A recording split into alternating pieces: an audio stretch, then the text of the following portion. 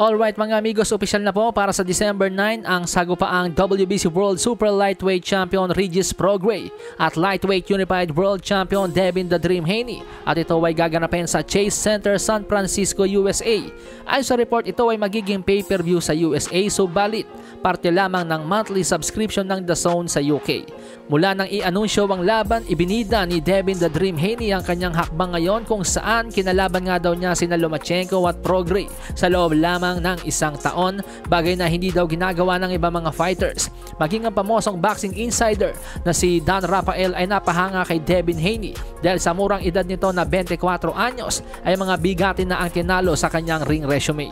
Samantala, mukhang masamang balita po ito para kay Saul Canelo Alvarez at kay Jermell Charlo, sapagkat ang ticket ng kanilang laban magpasangga ngayon ay hindi pa raw po sold out.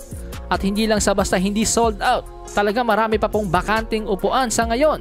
Ito nga po ang nilabas ng isang netizen. Makikita po dito mga amigos yung dami ng bakanting upuan sa ngayon.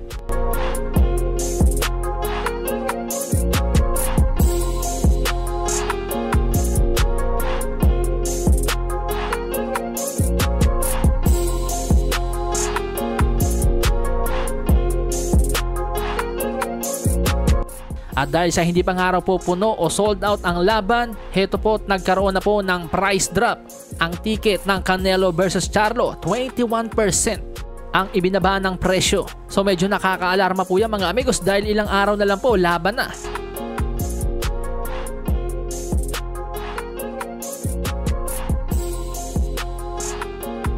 Maging ang ilang mga vloggers sa Amerika like True Media Today, USA Boxing, sinasabi niya mga amigos na parang hindi niya naramdaman dito yung init at excitement kumpara noong laban ni Tank Davis at Ryan Garcia at Spence versus Crawford, na habang papalapit nga daw po yung laban talagang nagiinit na yung magkabilang fans, balitaktakan at debate. Maging yung mga mainstream media hindi ito masyadong pinag-uusapan, itong laban ni Canelo at Charlo. At alam nyo ba mga amigos ang odds nitong laban na to? Saul Canelo Alvarez liamadong minus 420 kontra kay Charlo na plus 330. Ibig sabihin po mga amigos, pag tumaya ka kay Canelo Alvarez, $420 mo tatama lamang na $100, at pag tumaya ka naman kay Jermell Charlo, ang tayamang $100 tatama ng $330. At kung bakit hindi pa sold out ang laban na ito, sa aking opinion po mga amigos, dahil wala naman po talaga nagde-demand ng laban na ito.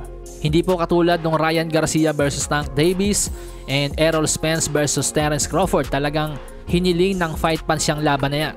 Sa panig po ni Canelo Alvarez, ang gusto po talagang makita ng mga fight fans na labanan niya ay si David Benavidez. Yan po talaga yung laban na gustong makita ng mga boxing fans. Kaya naman kung ang laban na ito, Charlo versus Canelo, kapag ito ay hindi naging mabenta, dapat na pong mag-isip-isip si Canelo Alvarez na pagbigyan ang mga boxing fans. At yun nga po yung labanan ang mga talagang tigasin sa kanyang dibisyon. Hindi yung mga tulad nito na umakyat lang ng dibisyon. Palasahin ang baraha, patunayan mo sa akin ha, sino man ang mabuno